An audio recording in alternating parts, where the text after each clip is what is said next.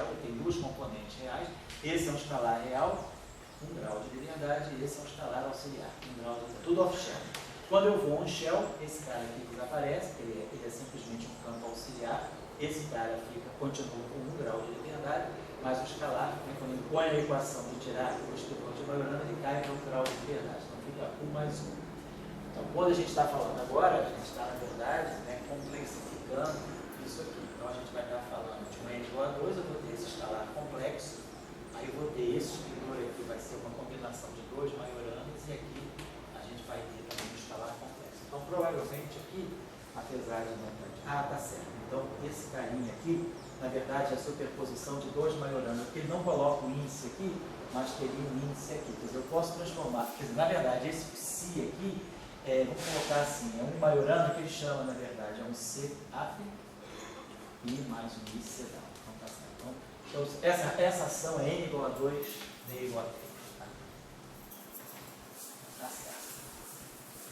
De qualquer maneira, de novo, como em 2 dimensões, mesmo que essa ação em 2 dimensões, só para chamar a atenção de vocês, em 2 dimensões, uma supersimetria n igual a 2, ela tem o vínculo da quiralidade.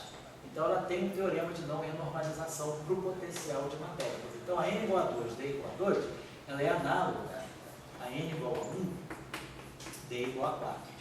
Eu posso ter n igual a d igual a 4 com o teorema de não renormalização e aqui também. Só que n igual a 2, d igual a 3, como em 3 dimensões nós não temos termos quirais, então nós não vamos ter vínculo aqui de quiralidade. Então, essa supersimetria aqui, n igual a 2, d igual a 3, ela também não tem teorema de não renormalização. Então, a gente não tem o teorema de não renormalização. Ele apareceria só em 2 dimensões. Que aí a gente pode impor aquele vínculo, né, de quiralidade. Então, isso aqui não tem. De novo, então nós podemos gerar aqui. Então, o que vai acontecer em 3 dimensões? Esse acoplamento de Yukawa, então esse fermi aqui tem dimensão 1, esse fermi aqui tem dimensão 1, isso aqui me dá dimensão 2, esse aqui tem dimensão meio. Então, a constante de acoplamento agora, ela continua com dimensão de massa. É massa meio mais R. Então, a gente, mesmo que a gente não introduza massa no sistema, zerando isso aqui, essa constante de acoplamento, esse φ aqui tem dimensão 2, quer dizer, φ tem dimensão meio, então φ4 tem dimensão 2, eu preciso que esse U tenha dimensão 1. E de fato, esse U está ligado ao G2, quando tem supersimetria, então eu vou ter dimensão de massa. E aí faz a dimensão canônica 3 aqui, e faz a dimensão canônica 3 aqui. Esse aqui é 1, esse aqui é 1, esse aqui é meio e esse aqui é meio. E aqui eu tenho, isso tudo aqui é 2, isso aqui tudo é 1. Então, de novo, a pergunta é geração de massa. Acho que isso aqui persiste aqui também, né? A gente não tem problema de não normalização. Geração de massa e geração de acoplamento φ6. Nesse caso aqui, em 3 dimensões, a gente pode... Já é diferente do caso das 2 dimensões, onde o escalar é adimensional. E se eu estou em 3 dimensões, eu posso ter uma interação φ6, que essa interação aqui vai ter potência 3, e aí a gente pode introduzir aqui uma interação, por exemplo, qualquer acoplamento ali, lâmina aqui, essa dimensão aqui é 0. Esse aqui é adimensional. Então a gente pode gerar uma interação φ6 sem alterar a renormalizabilidade. Pergunta, né, também esse potencial aí, se essa interação de Yukawa com essa alta interação aqui é capaz de gerar uma interação φ6. Então seria alguma coisa a investigar aí também. Aqui, esse modelo N igual a 2 também tem carga elétrica, tem fracionalização, dimensão D igual a 2, dimensão 1 mais 2. Então a pergunta também persiste aí, se poderia se estudar. E nesse caso aí pode ser até mais interessante, né? Porque já tem resultados, isso aí não é o grafeno, mas a gente já tem resultados sobre fracionalização do grafeno, que é um sistema 1 mais 2. Então, acho que pode se perguntar, na borda, né, de um supercondutor topológico, gerando massa, porque aí a gente diz, gerando massa, o que a gente espera quando se gera massa? A gente espera que você tenha probabilidade maior do potencial. Quer dizer, em 3 dimensões, o potencial, se não tem massa, né, o potencial seria logarítmico, né? Mas quando a gente introduz a massa, o potencial deixa de ser logarítmico e passa a ter esse caráter aqui, que é a função de Bessel modificada. E essa função aqui, o comportamento assintótico dela, né, eu acho que é E elevado a menos MR sobre, tem uma raiz de R. Que é esse o comportamento em 3 dimensões. Então a gente tem uma blindagem, a gente passa a ter uma blindagem aqui. Então, de novo, se tem a blindagem, você tem menos chance de formar o par condensado. Quer dizer, a geração de massa, até que ponto, né? Nós não estamos falando de temperatura crítica aqui, a gente está falando de uma coisa que pode ser uma transição de fase topológica. Quer dizer, se você tem um efeito quântico que te gera massa, esse efeito quântico que te gera massa enfraquece a ligação fermiônica. Então você talvez possa perder a formação dos pares condensados e aí perder a supercondutividade como um efeito de transição de fase topológica. Eu colocaria essa questão como sendo uma possível questão a ser estudada também. Então, geração de massa.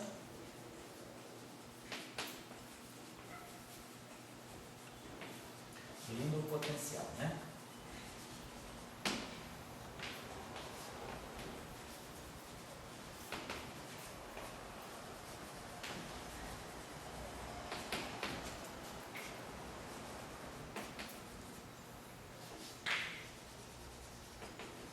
Então, quer dizer, aqui é a geração de massa, estou usando a geração de massa por efeito quântico, né? Por correção quântica, né?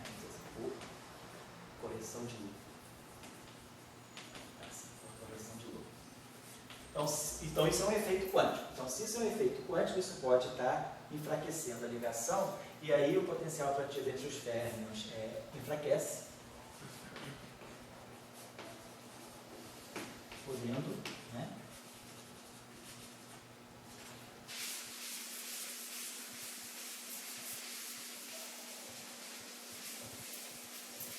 Podendo, vamos assim, destruir a fase supercondutora. Então, o que a gente teria aqui seria, assim, um efeito tipo 1, efeito, quer dizer, uma espécie de uma transição quântica, né? Então, quantum phase transition.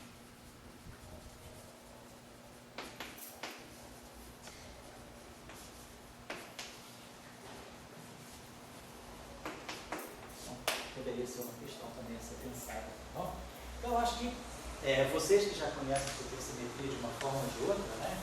Mais em 4 dimensões, ou mais em 3, ou mais em 9, acho que já tem visão de supersimetria. Eu acho que essa é uma área interessante, assim, não estou dizendo que eu não tenho capacidade de orientar ninguém nessa área, mas assim, pelo menos discutir a supersimetria, né?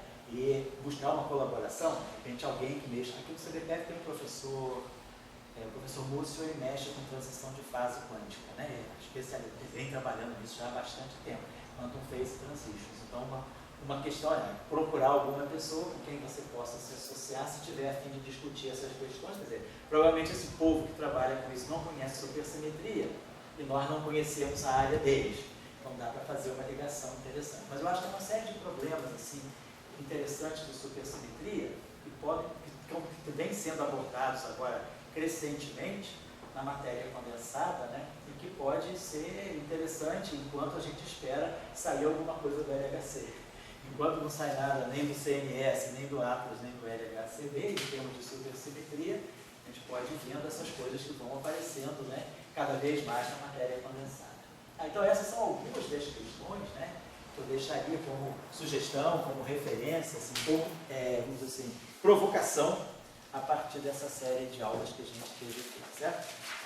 Bom, acho que eu não teria mais nada a dizer, porque eu não tenho vivência na área, né? Então eu ficaria assim, estou dando sugestões que eu pensei, se eu tivesse tempo, assim, realmente eu ia estudar um pouquinho. A gente já não estou com tanto tempo, mas vocês que têm mais tempo, se quiser passar um tempinho aí pensando numa dessas coisas para o ESSEI, pode ser uma boa coisa. Esse curso não é imediato, porque esse curso não é curso básico, né? Eu posso entregar isso até o final do ano, então não tem pressa de entregar o ESSEI agora em setembro.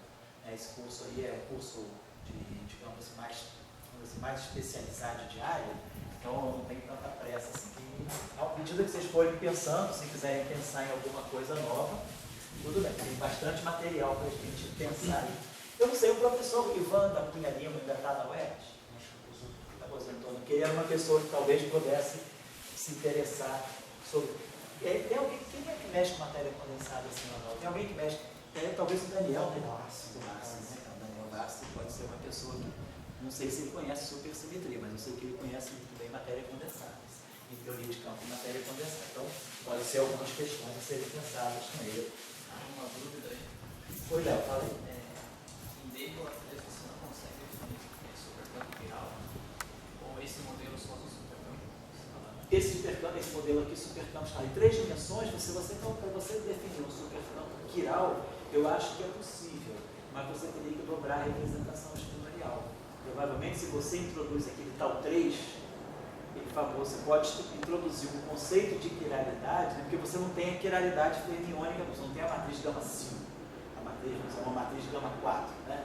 Você não tem, então você não tem como introduzir a quiralidade diretamente no espaço de 3 dimensões. Mas você pode introduzir um conceito de quiralidade se você dobrar a representação fermiônica e introduzir aquela famosa matriz tal 3 que o pessoal que faz a chamada tal 3 que o IBIC usa. E aí, nesse sentido, você pode definir um fermo quiral, mas um fermo quiral no sentido de você ter dobrado a representação. O teorema de não renormalizabilidade, ele está associado ao supercampo quiral? Está associado aonde você pode definir supercampos quirais. Então, nesse caso, não seria que não pode existir. Talvez você pudesse introduzir um teorema de não renormalização. Se você, por exemplo, construir uma supersimetria tal 3 com supercampo quiral, provavelmente você vai ter um teorema de não renormalização.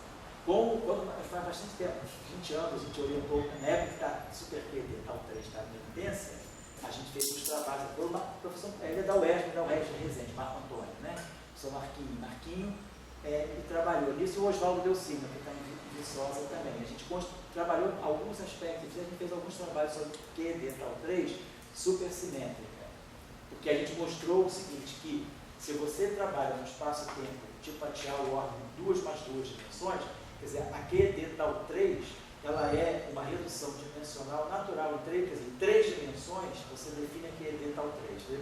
Será que ela provém de alguma teoria de dimensão mais alta? Para ver que em 2 mais 2, você consegue fazer uma redução dimensional para obter naturalmente a QD tal 3 em 3 dimensões. E você pode definir supercampo quiral em 2 mais 2. Aí, quando você define o supercampo quiral em 2 mais 2, ele vai sair com um supercampo quiral, mas aí associado a essa QD tal 3. Não é possível. Você está mexendo com isso em 5 dimensões, né? Então, 3 dimensões não vai ser muito estranho para você. Tá bom? Então tá, gente. Aí eu acho que por hoje é só.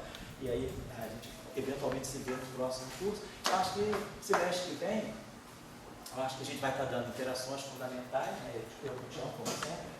Está dando interações também. Eu não defini ainda o curso de sábado, porque eu vou ter que dar elétrica e mecânica clássica. Então, durante a semana eu vou ficar bastante assim, atarefado. Depois eu pego interações fundamentais com o Tião também, a partir de outubro eu entro. Agora, eu estava pensando em abrir algum curso, tipo mini curso, da sábado. Eu fiz esses cursos mais de tópico, né? Mais de avançado, alguma coisa que possa interessar a gente. Eu vou ver, vou procurar um assunto assim, mais atual, que possa ser interessante. De repente, que a gente aproveite o que a gente vem fazendo com supersimetria, supergravidade, já que a gente investiu um tempinho nisso, procurar alguma coisa. Estou pensando, uma coisa que está me interessando, e talvez a gente fazendo um círculo de aulas me faça concentrar, é olhar a supergravidade de Sitter. Esses trabalhos que saíram no final de 2015, e 2016, né? Aqueles trabalhos lá do grupo dos holandeses que conseguiram construir supergravidade em termos de espaço de descida, modificando um pouco, né, o conteúdo da supergravidade, introduzindo mais campos escalares. Isso pode ser uma questão interessante, até porque não teve muita repercussão na comunidade. Quer dizer, os trabalhos são interessantes, né, mas assim, não houve muita resposta. Quem acabou trabalhando nisso são eles mesmos, né, os caras que fizeram a primeira proposta.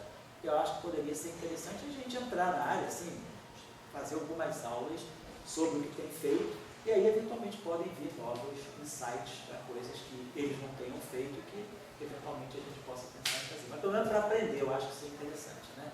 Já que a gente aqui amarrou bem a supergravidade, seria interessante ver a gravidade regressiva. Bom, porque tudo indica que supergravidade, naturalmente, ela é antidecida, porque supergravidade, supersimetria está ligada, na verdade, ao grupo conforme. O grupo conforme é SO24, e SO24 é o grupo de isometria do ADS 5. Então, a supergravidade e a supersimetria, elas nascem muito ligadas à antidecida.